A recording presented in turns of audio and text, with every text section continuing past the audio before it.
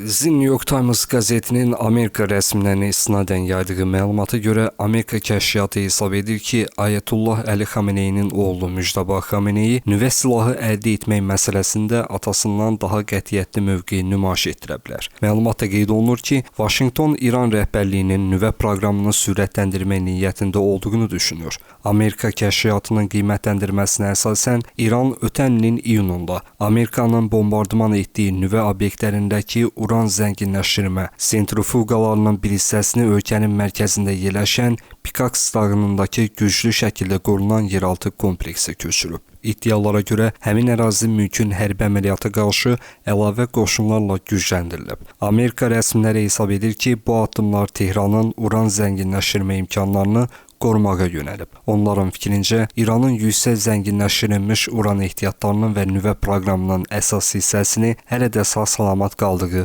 ehtimal edilir. Diqqət çəkən məlumat isə New York Post qəzetindən gəlib. Nəşrin yazdığına görə, Vaşinqton İranın nüvə obyektlərində saxlanılan zənginləşdirilmiş uranı ələ keçirmək məqsədi ilə geniş miqyaslı xüsusi əməliyyat variantını nəzərdən keçirir. İddialara əsasən, belə bir əməliyyatda minlərlə hərbiçi iştirak edə bilər. Onların əsas vəzifəsi nüvə obyektlərinin mühafizəsini neytrallaşdırmaq, minaları zərərsizləşdirmək və təhlükəsiz nəqliyyat marşrutları yaratmaq olacaq. Uran materiallarının çıxarılmasını isə xüsusi təyinatlı kiçik qrupun həyata keçirəcəyi qeyd olunur. Mümkün hədəflər sırasında İsfahan, Fordo, Natans və Pikaks dağındakı yeraltı kompleks göstərilir. Məlumatlarda qeyd olunur ki, İran da belə ehtimalları nəzərə alaraq bəzi obyektləri daha da möhkəmləndirib və ətraf ərazilərdə əlavə müdafiə tədbirləri görüb. Hərbi ekspertlər isə xəbərdarlıq edir ki, belə bir əməliyyat baş tutacağı təqdirdə müasir hərb tarixinin ən mürəkkəb və ən riskli